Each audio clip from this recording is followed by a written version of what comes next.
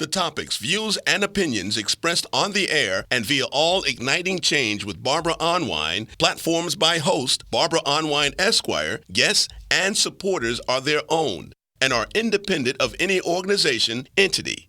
Nothing said on the show or any of its platforms constitutes a client-attorney relationship or serves as legal advice counsel. No liability, explicit or implied, shall be extended to Igniting Change, its platforms, or the show's host. It's time now for Igniting Change, a weekly provocative and empowering program where you, the listener, can ignite change. Now here's your host, Barbara Arnwine. Get up, stand up. Good afternoon, everyone. Welcome to Igniting Change. We are so happy that you are joining our show today because we are broadcasting live from around the country from the mighty NDA and TJC Command Center. Yeah! All right. And we are just so happy that everybody is out there getting their vote on. You know what I got to do next. I got to bring up my mighty co-host, the one and only, the chair of the board of the Transformative Justice Coalition, one of the most brilliant lawyers in this nation. You know who I'm talking about, Daryl D. Jones. Hey, Daryl. Hey, Barbara, we're here in Atlanta, Georgia at the Command Center. Let me tell you, we got these workers going. They're cheering. They're pushing. They're handling these issues that are coming up in North Carolina, Georgia, Pennsylvania, and it's just incredible watching the work that they're doing, Barbara. All right now. And, Daryl, my understanding is that these amazing young law students are from John Marshall Law School. Is that correct? Oh, absolutely. They're from John Marshall, Barbara. They're from the National Bar Association. We even have some of the Morehouse students that are here that are pushing forward with these efforts as well. And it's just an incredible showing of unity. It's an incredible showing of the commitment to being certain that everyone has the unfettered access to vote. Well, I am just so honored, and I would love for the president of the National Bar Association, Wiley Adams, to bring us a word because we've been here since, before. Oh, my goodness, we've been here so long, since 6-something this morning, working on voters' problems, and they are severe, and they're all around the country.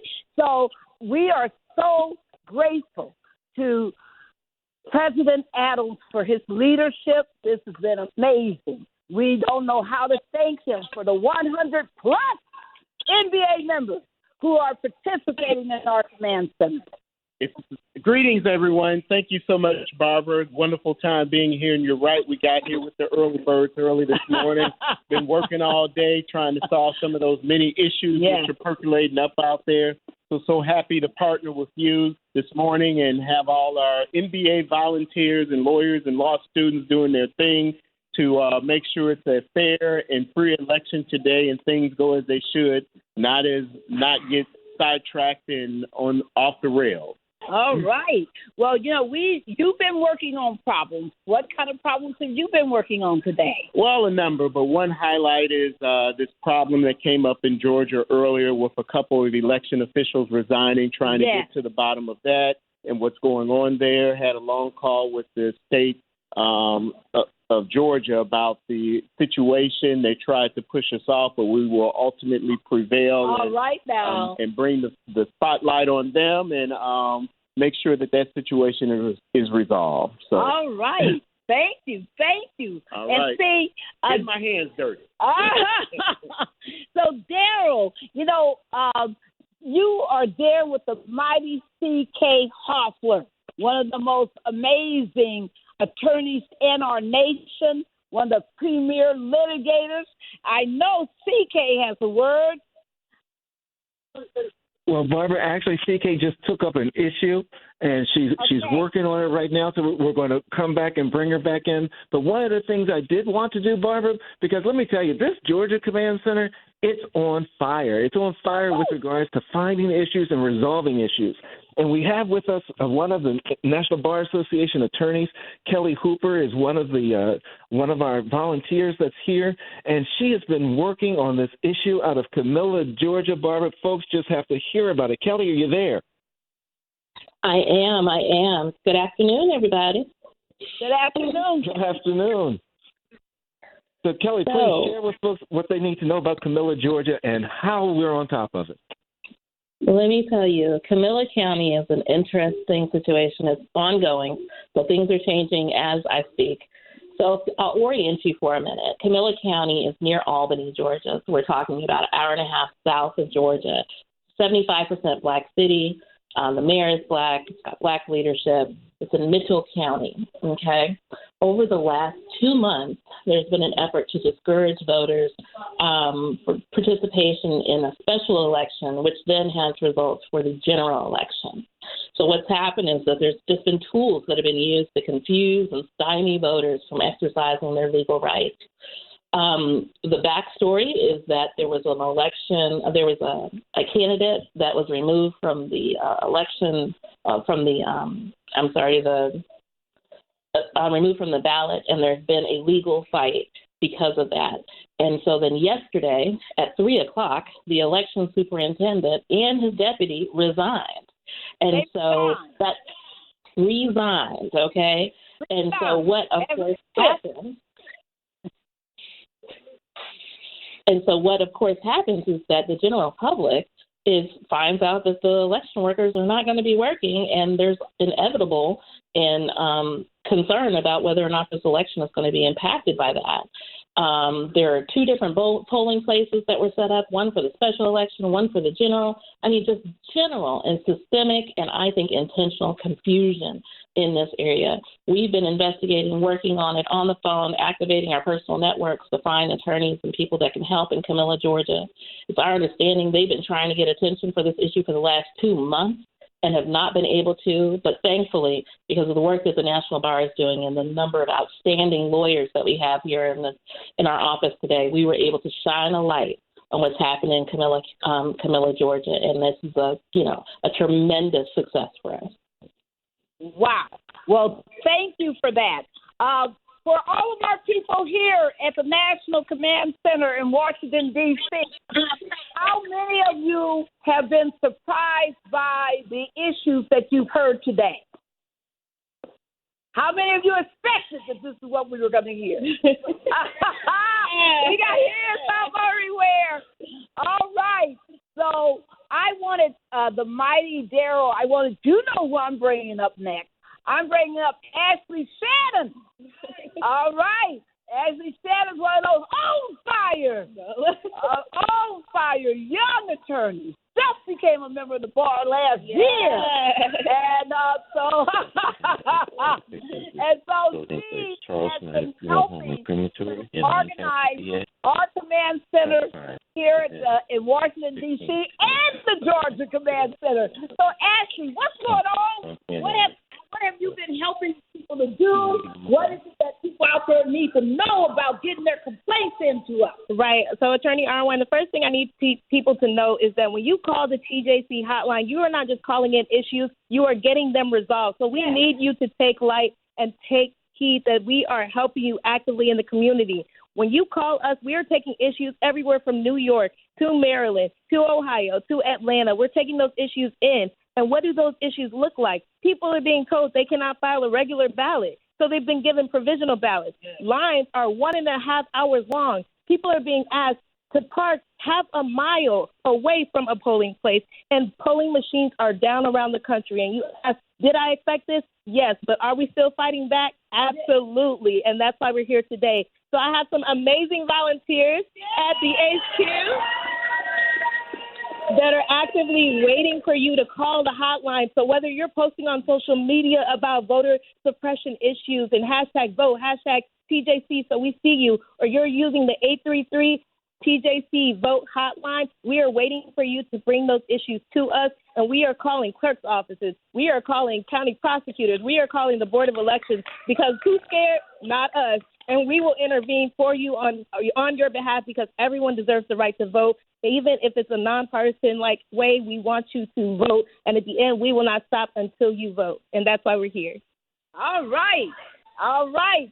So, Daryl, back to you now, because we've been working and everybody's on it. And I know that in Georgia, we knew Georgia was going to be hot, but it's turned out to be red hot today.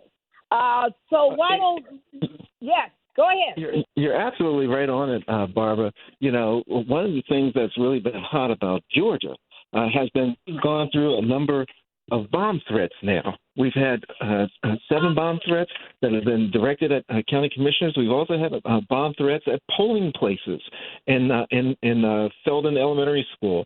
And, some of them have been cleared so people can go back and vote, but it's the intent that is there that frightens people about whether or not they're going to go back to the polling places.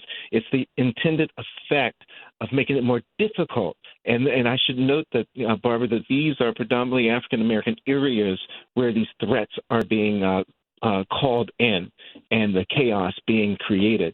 So those are some of the issues that are, that's also happening here in Georgia. We're now working to be certain that voters feel comfortable going back and that they're confident and that they're aware that they can go back. And the question now will be one of extensions of time because people were trying to take breaks from work to try to go and vote because they have other things they're doing through the course of today. So, that's a large part of what we're working on here in Georgia. We've also found out, Barbara, there's one voice that I think that you're familiar with that was one of the people that was one of our TJC alumni that came on out and was doing some work and, certainly wanted to give this person a chance. It's no other than our own TJC alumni and fellow Malaj Robinson. Malaj, hello. How's it going? Yeah. How's it going? How's it going, Attorney Arnwine? It's great to hear you. Hey, Malaj, how are you? I'm doing great. I'm doing great. Doing good work. Yes. So what is it like to be at a command center? I know this is probably your first time. And what is it like to watch all these problems being solved from Pennsylvania, North Carolina, and good old Georgia? Yes. So it's amazing. It's actually amazing. But also it can be concerning as well, but the only thing that's easing that pain is just working alongside of other, law students and lawyers really coming together and try to resolve these issues, right? When I look at Pennsylvania, my hometown, I see there's a lot of things going on in Allentown, in Philly, and Chester. So seeing that everyone is coming together to take the problem firsthand, calling all our connections, and just making sure everything is situated and mitigated is what's giving me hope. The work is being done, and that's just easing my pain and easing, the worry. And I know the turnout will be great. So it's really amazing, and I just love to be in this environment of people just trying to make a transformative action, So, and that's what we're doing right now. So it's amazing. All right. Daryl, Malaj is the face of people want to say the face of the future. He's the face right now and of the future. He's doing amazing work. Just thank you, Malaj, for your heart, your spirit, and your leadership and your brilliance. All right now. So here in the D.C. Command Center, I'm going to just walk around and I'm going to bother a couple people who are working. And I just want you to do me a favor. I want you, if you want to say a word to the nation about why you're here, why you showed up today, raise your hand, and I'm going to come over to talk to some of you. Please, if you want to say a word to the nation, because it's a national, international radio show. People are listening from 45 cities all over the place. And if you got a word to say about why did you choose to be here on this day, this election day, let's hear it. Hi, my name is Arnwine Toro, and I'm here because I believe, number one, it's my civic duty to support nonpartisan election participation. And also, I'm here because I want to help identify where there are problem areas where people are being threatened or denied the right to vote. And so many times those are in the Black communities and other oppressed communities. And we have to protect their right, all of our right to vote so our voice will be heard. All right now. And I think you want to